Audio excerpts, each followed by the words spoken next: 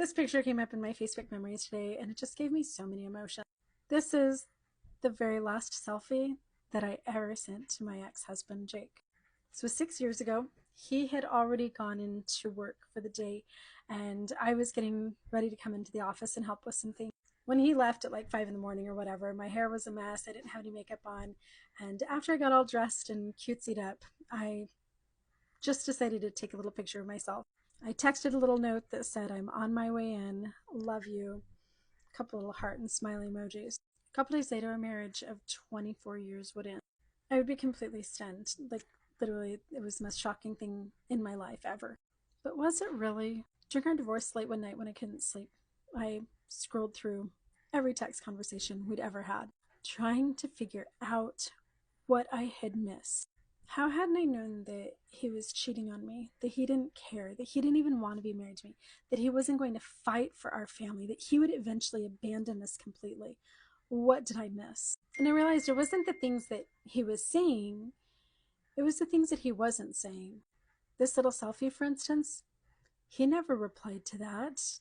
There wasn't a single heart emoji, not one little kissy. He didn't even thumbs up it. Not because he was busy, not because he didn't have his phone. He just didn't give a rat's ass about me. And I remember that night just scrolling through and seeing that I had been leading the entire relationship. All of the outreach, all of the affection, all of the planning dates, all of the just checking in to see how your day's going. It was all for me. As I looked at years worth of text conversations between me and my husband, I realized it wasn't ever a dialogue. It was always just a monologue. Things like, "Drive safe on your way home. I can't wait to see you. You looked gorgeous in that new blue shirt today.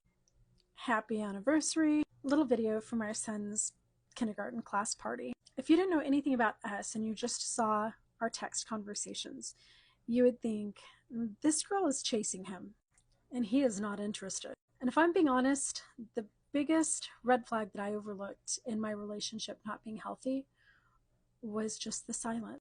I was barely even just a warm body sitting in the passenger seat of his truck. He didn't see me. He didn't know me. He didn't care about me. He had ghosted me long ago, and I just couldn't admit it.